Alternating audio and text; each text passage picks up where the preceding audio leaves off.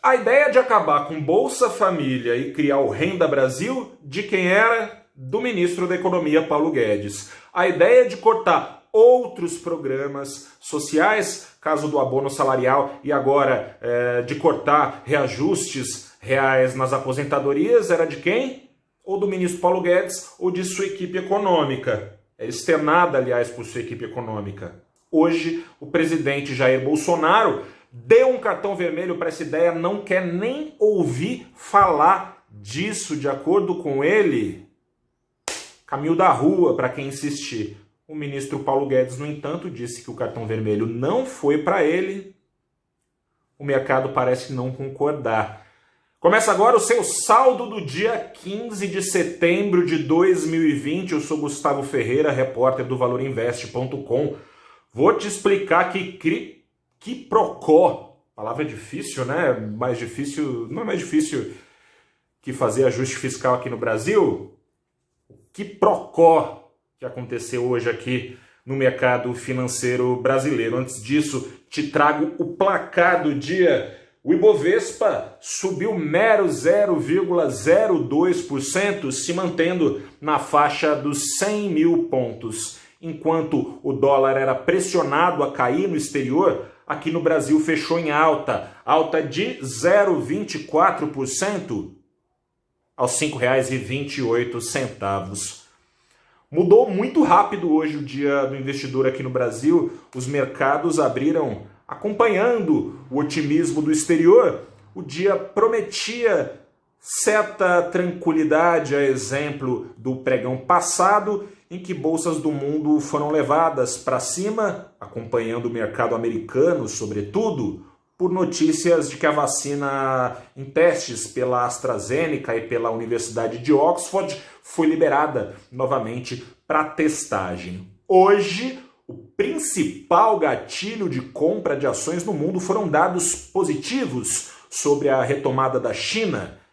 Faz algumas semanas, os números vinham apontando para alguma desaceleração. Parece estar ganhando tração novamente a atividade econômica da segunda maior economia do mundo. Vieram dados positivos e surpreendentes da indústria. A indústria, no mês de agosto, teve uma alta anual de 5% lá na China, maior que os 4 e pouco de julho, ou seja, um ritmo de ganho de tração. Assim como o varejo, e sobretudo esse dado foi o que animou o mercado. O varejo era esperado uma queda ali de 0,1% dos números do varejo no mês passado. No entanto, veio uma alta pequenininha ainda de 0,5%. No entanto, essa alta pequenininha foi a primeira alta das vendas do varejo da China em termos anuais em 2020. Você sabe muito bem, a China foi o primeiro país a sofrer o choque da pandemia, foi o primeiro também a começar a se recuperar. No entanto, vinha patinando. Um número como esse mostra que empresas do mundo, grandes exportadoras, continuarão contando com receitas vindas lá da China. É o caso, muito caso, na verdade, das exportadoras brasileiras, que tem na China a sua grande compradora. Essas ações subiram, não se abalaram e foram beneficiadas também pela predileção de investidores fugindo de ações domésticas, aquelas que dependem basicamente ou preponderantemente de receitas vindas do consumo interno.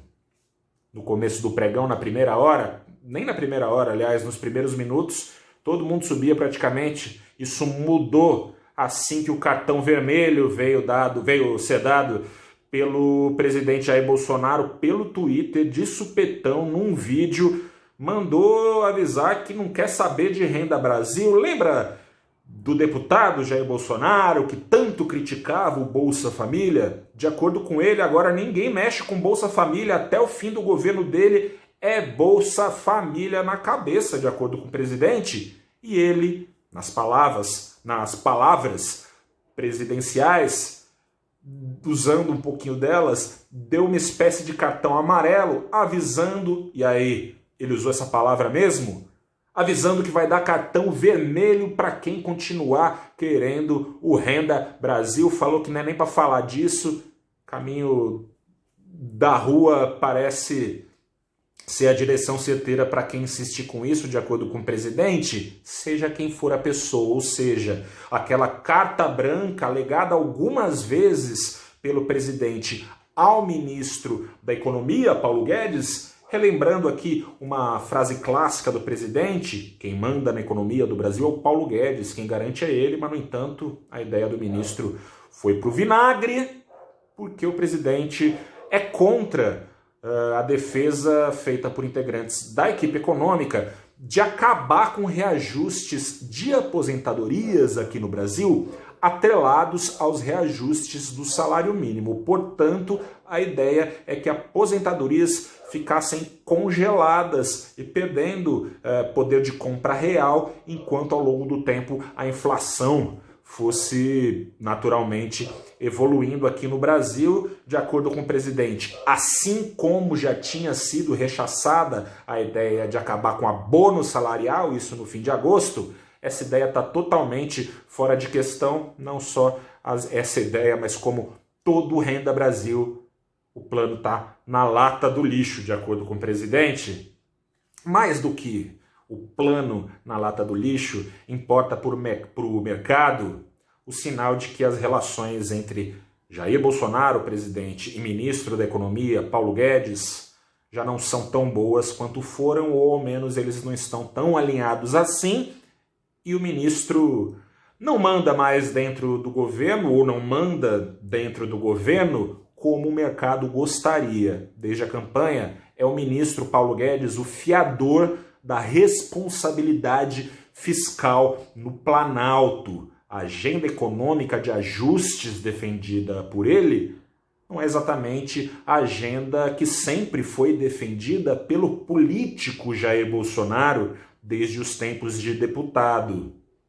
Ele, candidato ao lado de Paulo Guedes, ganhou confiança do mercado, sempre que essa confiança de que Paulo Guedes fica no governo, de que Paulo Guedes é quem dá a palavra final na economia do governo, sempre que essa confiança é abalada, acontece o que aconteceu hoje, ações do ciclo doméstico, ligadas ao ciclo doméstico, pouquíssimas subiram, enquanto o dólar perdia atração no mundo diante de apetite por risco, com esses números favoráveis sobre a China. Aqui no Brasil ficou mais caro, aqui no Brasil a curva de juros novamente embicou para cima, com investidores sentindo um cheirinho mais forte de calote do governo no longuíssimo prazo. Situação difícil, gente. Esse foi o pregão aqui no Brasil.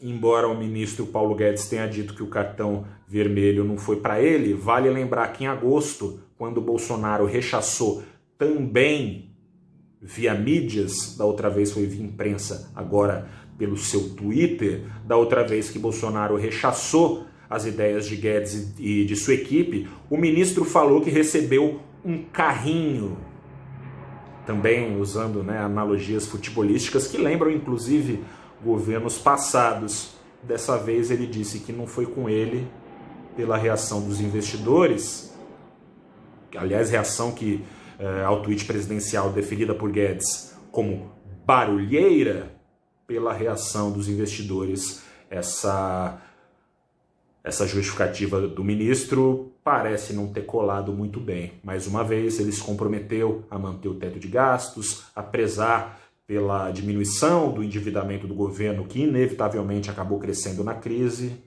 mas foi o que a gente viu hoje. Vamos ver o que acontece amanhã. Tem cautela também com o Copom, tem decisão do Copom. O Copom, o Banco Central, vem dizendo e condicionando novos cortes na Selic. A defesa da agenda de ajustes dentro do governo. Vale ver o que o Copom vai apontar amanhã. Já teve um dia de reunião hoje. Não sei como é que está repercutindo lá dentro. Não sei se tem poder total para mudar a ideia do Copom sobre os juros, que devem ficar parados, mas vale prestar atenção amanhã, sobretudo no comunicado. Mais uma vez, o Copom pode dizer que o risco fiscal vai encurtando espaço para mais cortes, embora a crise exija. Difícil.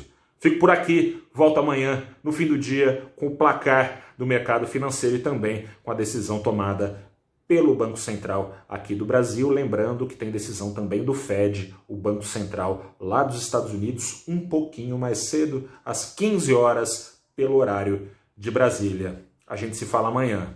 Grande abraço, boa noite, tchau.